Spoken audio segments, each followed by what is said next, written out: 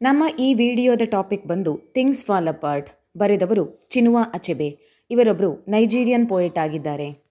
ಈ ನಾವೆಲ್ನ ಸೆಟ್ಟಿಂಗ್ ಇರುವಂಥದ್ದು 1890ರದ್ದು. ನೈಜೀರಿಯಾದಲ್ಲಿ ಆ ಸಂದರ್ಭದಲ್ಲಿದ್ದ ಪ್ರೀ ಕೊಲೊನಿಸಮ್ನ ಕುರಿತಾಗಿ ಈ ಕೃತಿ ಹೇಳುತ್ತದೆ.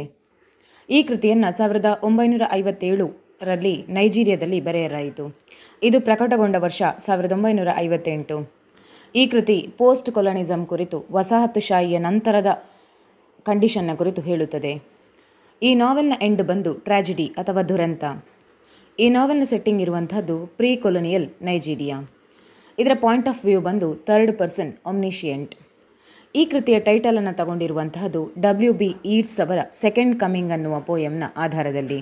ಸೆಕೆಂಡ್ ಕಮಿಂಗ್ ಕೃತಿಯಲ್ಲಿ ಬಹಳನೇ ಫೇಮಸ್ ಆದ ಒಂದು ಪಾಯಿಂಟ್ ಇದೆ, ಅದೇ ಥಿಂಗ್ಸ್ ಫಾಲ್ ಅಪಾರ್ಟ್. ಅದನ್ನೇ ನಮ್ಮ ಚಿನುವಾ ಅಚೆಬೆಯವರು ತನ್ನ ಪ್ರಸಿದ್ಧ ಕೃತಿಗೆ ಇರಿಸಿದ್ದಾರೆ. ಹಾಗಿದ್ರೆ ಕೃತಿಯಲ್ಲಿನ ಕಥೆಯ ಕುರಿತು ನೋಡೋಣ. ಇಲ್ಲೊಬ್ಬ ವ್ಯಕ್ತಿ ಇದ್ದಾನೆ, ಅವನ ಹೆಸರು ಒಕೊಂಕೋವೋ. ಇವನು ತನ್ನ ಜಾತಿಯ ನಿಯಮದ ಪ್ರಕಾರ ರಸ್ಲಿಂಗ್ ಮಾಡುತ್ತಿದ್ದ. ಹಾಗೆ ಮಾಡ್ತಾ ಮಾಡ್ತಾ ಮುಂದೆ ಒಬ್ಬ ಗ್ರೇಟ್ ರಸ್ಲರ್ ಆದ ಅವನ ಜಾತಿಯ ಮಧ್ಯೆ. ಇವನು ಬಹಳ ಪ್ರಸಿದ್ಧಿಯನ್ನು ಪಡಿತಾನೆ ಮತ್ತು ತುಂಬ ರಸ್ಲಿಂಗ್ ಆಡಿದ್ದ ಕಾರಣ ತುಂಬ ಎಗ್ರೆಸಿವ್ ವ್ಯಕ್ತಿಯಾಗಿದ್ದ. ಹಾಗಾಗಿ ಅವನು ಎಲ್ಲರ ಜೊತೆ ತುಂಬ ರಫ್ ಆಗಿ ಬಿಹೇವ್ ಮಾಡ್ತಾ ಇದ್ದ. ಅವನು ತುಂಬ ಗಟ್ಟಿಮುಟ್ಟಾದ ವ್ಯಕ್ತಿಯಾಗಿದ್ದ. ಅವನು ಎಷ್ಟು ಗಟ್ಟಿಮುಟ್ಟಾದ ವ್ಯಕ್ತಿಯಾಗಿದ್ದನು, ಅವನ ತಂದೆ ಅಷ್ಟೇ ವೀಕ್ ವ್ಯಕ್ತಿಯಾಗಿದ್ದ, ತುಂಬ ನಿತ್ರಾಣ ವ್ಯಕ್ತಿಯಾಗಿದ್ದ. ಅವನ ತಂದೆ ಹೆಸರು ಅನೋಕ. ಅವನೊಬ್ಬ ಲೇಜಿ ಮ್ಯೂಸಿಷಿಯನ್ ಆಗಿದ್ದ. ಮ್ಯೂಸಿಷಿಯನ್ ಅಂದರೆ ಸಂಗೀತಗಾರ. ಅವನು ಬಹಳ ಬಿಂದಾಸ್ ವ್ಯಕ್ತಿಯಾಗಿದ್ದ. ತುಂಬ ಖರ್ಚು ವೆಚ್ಚಗಳನ್ನು ಮಾಡ್ತಾ ಇದ್ದ. ತುಂಬ ಬಿಂದಾಸಾಗಿ ಬದುಕಿ ಕೊನೆಗೆ ಅವನು ಸಾಯಬೇಕಾದ್ರೆ ತನ್ನ ಫ್ಯಾಮಿಲಿಗೆ ಏನನ್ನು ಉಳಿಸದೆ ಸಾಲವನ್ನು ತಲೆ ಮೇಲೆ ಹೊರಿಸಿ ಹೋಗ್ತಾನೆ. ಆದರೆ ಒಕೊಂಕೋವನಿಗೆ ತನ್ನ ತಂದೆಯನ್ನು ಕಂಡ್ರೆ ಆಗ್ತಾ ಇರಲಿಲ್ಲ. ಒಕೊಂಕೋವು ತನ್ನ ಬಾಲ್ಯದಲ್ಲಿ ತುಂಬ ಕಷ್ಟಗಳನ್ನು ತನ್ನ ತಂದೆಯ ಕಾರಣದಿಂದ ನೋಡಿದ್ದ. ಈಗ ಅವನು ಒಬ್ಬ ದೊಡ್ಡ ರಸ್ಲರ್ ಆಗಿ ಆ ಎಲ್ಲ ಕಷ್ಟಗಳಿಂದ ಹೊರಬಂದು ಒಳ್ಳೆಯ ನೇಮ್, ಫೇಮ್, ಮನಿ, ಒಳ್ಳೆಯ ಸ್ಟೇಟಸ್ ಎಲ್ಲ ಪಡಿತಾನೆ. ಅವನ ಟ್ರೈಬ್ನ ಮಧ್ಯದಲ್ಲಿ ಅವನೊಬ್ಬ ಗ್ರೇಟ್ ವ್ಯಕ್ತಿ ಎನಿಸಿಕೊಂಡ. ಅವನ 3 ಹೆಂಡತಿಯಂದಿರು, ಒಂದಷ್ಟು ಮಕ್ಕಳು, ಒಂದಷ್ಟು ಜಮೀನು, ಎಲ್ಲ ಬೇಕಾದಂತಹ ವೆಲ್ದಿ ಮಟೀರಿಯಲ್ಸ್, ತುಂಬ ರಿಚ್ ಪರ್ಸನ್ ಆಗಿ ರೆಕಗ್ನೈಸ್ ಆಗ್ತಾನೆ. ಆದರೆ ಅವನು ತನ್ನ ಕುಟುಂಬವನ್ನು ತುಂಬ ಕೆಟ್ಟದಾಗಿ ನಡೆಸಿಕೊಳ್ತಾ ಇದ್ದ. ಕೋಪ ಬಂದಾಗ ಎಲ್ಲ ಹೊಡಿತಾ ಇದ್ದ, ಬಡಿತಾ ಇದ್ದ, ಕಿರ್ಚಾಡ್ತಾ ಇದ್ದ. ಅವನಿಗೆ ಮೊದಲನೇ ಟೆನ್ಷನ್ ಇದ್ದದ್ದು ತನ್ನ ದೊಡ್ಡ ಮಗ ನೊವಾಯ್ನ ಮೇಲೆ. ತನ್ನ ಅತ್ಯಂತ ದೊಡ್ಡ ಮಗನಾದ ನೊವಾಯ್ನಲ್ಲಿ ತನ್ನ ತಂದೆಯ ಗುಣಗಳನ್ನು ಒಕೊಂಕೋವ ಕಾಣ್ತಾ ಇದ್ದ.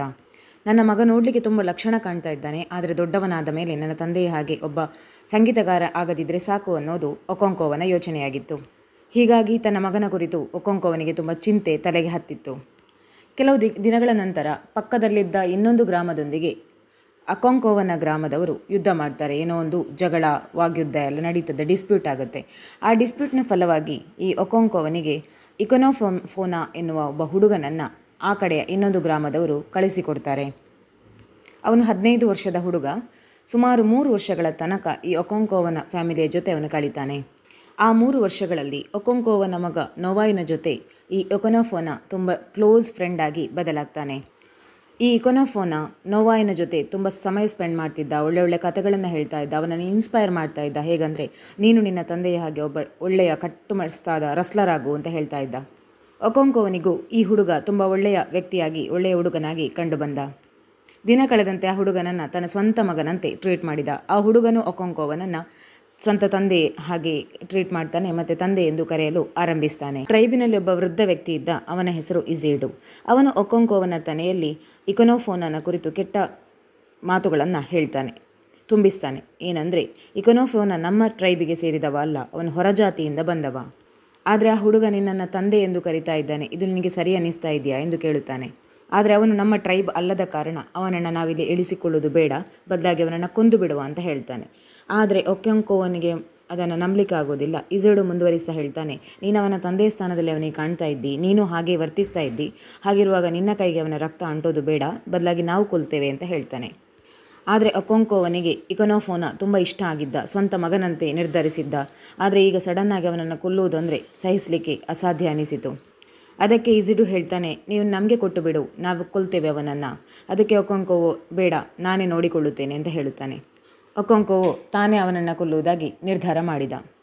ಮರುದಿನ ಈ 18 ವರ್ಷದ ಇಕೊನೋಫೋನನನ್ನು ಒಕೊಂಕೋವನ ಮನೆಯಿಂದ ಹೊರಗೆ ಕರ್ಕೊಂಡು ಬರ್ತಾರೆ. ಅವರ ಮೇನ್ ಪರ್ಪಸ್ ಆಗಿದ್ದದ್ದು ಅವನನ್ನು ಕೊಲ್ಲುವುದೇ ಆಗಿತ್ತು ಮತ್ತು ಅವನನ್ನು ಕೊಂದೇ ಬಿಡ್ತಾರೆ. ಈ ವಿಷಯ ಒಕೊಂಕೋವನ ಮಗನಾದ ನೋಯಿಗೆ ಗೊತ್ತಾಗುತ್ತದೆ. ಅವನಿಗೆ ಗೊತ್ತಾಗುತ್ತೆ ಏನಂದರೆ, ನನ್ನ ತಂದೆ ನನ್ನ ಸ್ವಂತ ಸಹೋದರನಂತಿದ್ದ ವ್ಯಕ್ತಿಯನ್ನು ಕೊಂದುಬಿಟ್ಟ ಎನ್ನುವುದು. ಯಾವಾಗ ಒಕೊಂಕೋವು ಆ ಇಕೊನೋಫೋನನನ್ನು ಕೊಂದು ಮನೆಗೆ ಬರ್ತಾನೆ, ಮಗ ನೋಯಿ ಅವನನ್ನು ದೊಡ್ಡ ಕಣ್ಣುಗಳಿಂದ ನೋಡುತ್ತಾನೆ. ಆ ಹುಡುಗ ಇಕೊನೋಫೋನನನ್ನು ಕೊಲ್ಲಲು ಹೇಳಿದ್ದ ವೃದ್ಧ ವ್ಯಕ್ತಿ ಇಜೀಡು ಸ್ವಲ್ಪ ದಿನಗಳಲ್ಲೇ ಸತ್ತು ಹೋಗ್ತಾನೆ. ಅವನ ಅಂತಿಮ ಸಂಸ್ಕಾರದಲ್ಲಿ ಆ ಜನಾಂಗದ, ಆ ಪ್ರದೇಶದ ಎಲ್ಲ ಜಾತಿಯ ಜನರು ಸೇರಿದ್ದರು. ತುಂಬ ಗ್ರ್ಯಾಂಡಾಗಿ ಅವನ ಫ್ಯುನರಲ್ ಸೆಲೆಬ್ರೇಷನ್ ನಡೀತಾ ಇತ್ತು. ಅವನ ಇನ್ನೇನು ಫ್ಯುನರಲ್ ಮುಗಿಬೇಕು, ತುಂಬ ಜನ ಸೇರಿದ್ದ ಮಧ್ಯೆ ಒಕೊಂಕೋವನ ರಿವಾಲ್ವರಿಂದ ಗುಂಡು ಚಲಿಸ್ತದೆ. ತನಗೆ ಗೊತ್ತಿಲ್ಲದೆ ಅನ್ನೋಯಿಂಗ್ಲಿ ಟ್ರಿಗರ್ ಒತ್ತಿ ಬಿಡ್ತಾನೆ. ಇದರಿಂದ ಆ ಇಜೀಡು ಸತ್ತ ವ್ಯಕ್ತಿ ಯಾರಿದ್ದಾನೆ ಅವನ 17 ವರ್ಷದ ಮಗ ತೀರಿಕೊಳ್ತಾನೆ. ಒಕೊಂಕೋವ ಗೊತ್ತಿಲ್ಲದೆ ಈ ತಪ್ಪು ಮಾಡಿದ್ದ. ಅವನು ತನ್ನದೇ ಜಾತಿಯ ಒಬ್ಬ ಹುಡುಗನನ್ನು ಕೊಂದಿದ್ದ. ಇದು ದೊಡ್ಡ ಅಪರಾಧವಾಗಿ ಪರಿಣಮಿಸಿತು. ಈಗ ಅವನಿಗೆ ಶಿಕ್ಷೆ ನೀಡುವುದು ಅನಿವಾರ್ಯವಾಗಿತ್ತು. ಅವನು ಅನ್ನೋಯಿಂಗ್ಲಿ ಬೈ ಆಕ್ಸಿಡೆಂಟ್ ಆಗಿ ಈ ಇನ್ಸಿಡೆಂಟ್ ಮಾಡಿದ್ದರೂ ಕೂಡ ಅವನಿಗೆ 7 ವರ್ಷಗಳ ತನಕ ಶಿಕ್ಷೆಯನ್ನು ನೀಡಲಾಯಿತು. ಶಿಕ್ಷೆ ಏನೆಂದರೆ ಅವನು ಅವನ ಫ್ಯಾಮಿಲಿಯೊಂದಿಗೆ ಆ ಪ್ರದೇಶವನ್ನು ಬಿಟ್ಟು ಬೇರೆ ಕಡೆ ಹೋಗಬೇಕಾಗಿತ್ತು. ಆ 7 ವರ್ಷಗಳ ತನಕ ಒಕೊಂಕೋವು ಆ ಜಾಗವನ್ನು ಬಿಟ್ಟು ತನ್ನ ಫ್ಯಾಮಿಲಿನ ಜೊತೆ ತನ್ನ ತಾಯ್ನಾಡಿಗೆ ಹೋಗ್ತಾನೆ. ಅಲ್ಲಿ ಅವನ ತಾಯಿಯ ತಮ್ಮ ಸಹೋದರ ಏನಿರ್ತಾನೆ, ತುಂಬ ಕ್ಲೋಸ್ ಆಗಿ ಕಿನ್ಸ್ಮೆನ್ ಅನ್ನುವ ತುಂಬ ಚೆನ್ನಾಗಿ ನೋಡಿಕೊಳ್ತಾನೆ, ವೆಲ್ಕಮ್ ಮಾಡ್ತಾನೆ. 7 ವರ್ಷಗಳ ತನಕ ಅವನು ಬೇರೊಂದು ಪ್ರದೇಶದಲ್ಲಿ ನೆಲೆಸಬೇಕಾಗಿತ್ತು. ಆ ಪ್ರದೇಶದಲ್ಲಿ ಅವನು ತನ್ನ ಫ್ಯಾಮಿಲಿನ ಜೊತೆ ತುಂಬ ಕಷ್ಟಪಟ್ಟು ಬದುಕಿದ್ದ. ಆದರೆ ಅವನ ಮನಸ್ಸಲ್ಲಿ ತುಂಬ ಅಧೈರ್ಯ, ಡಿಸ್ಕರೇಜ್ ಕಾಣ್ತಾ ಇತ್ತು.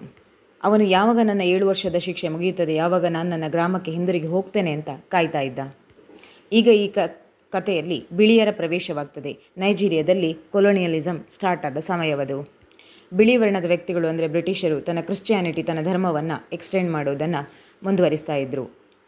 ಪೂರ್ಣ ನೈಜೀರಿಯಾವನ್ನು ಆವರಿಸಿಕೊಂಡು ತನ್ನ ಪ್ರಾಬಲ್ಯವನ್ನು ಸಾಧಿಸುವುದೇ ಅವರ ಮುಖ್ಯ ಉದ್ದೇಶವಾಗಿತ್ತು.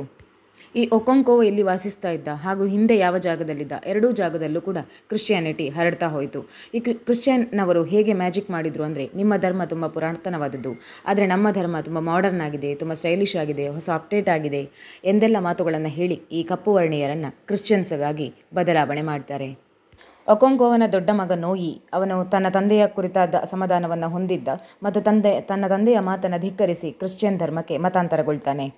ಒಕೊಂಕೋವು ತನ್ನ 7 ವರ್ಷದ ಶಿಕ್ಷೆಯನ್ನು ಮುಗಿಸಿ ತನ್ನ ಗ್ರಾಮಕ್ಕೆ ಹಿಂದಿರುಗಿ ಬರ್ತಾನೆ. ಹಿಂದಿರುಗಿ ಬಂದವನಿಗೆ ತನ್ನ ಗ್ರಾಮವನ್ನು ನೋಡಿ ಆಶ್ಚರ್ಯ ಆಗ್ತದೆ. ನನ್ನ ಗ್ರಾಮ ಎಷ್ಟೊಂದು ಬದಲಾಗಿದೆ.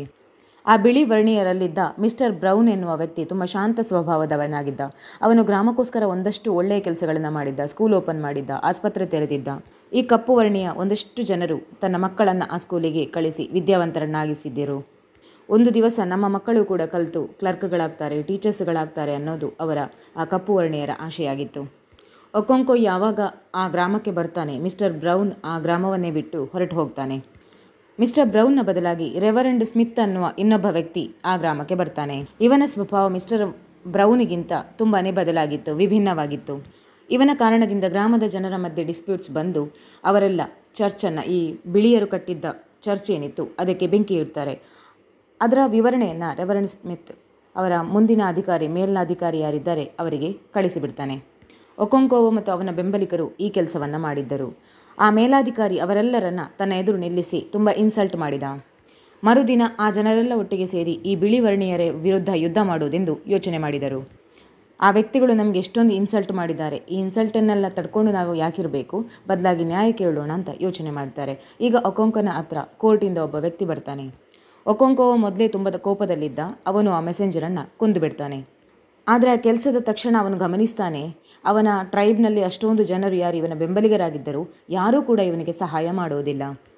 ಅವನು ಗಮನಿಸಿದ ಮತ್ತೊಂದು ಅಂಶ ಎಂದರೆ, ಅಷ್ಟೂ ಕಪ್ಪು ವರ್ಣೀಯರು ಯಾರಿದ್ದರು ಪ್ರತಿಯೊಬ್ಬರು ಬಿಳಿ ವರ್ಣದ ಜನಗಳಿಗೆ ಹೆದರ್ತಾ ಇದ್ದರು.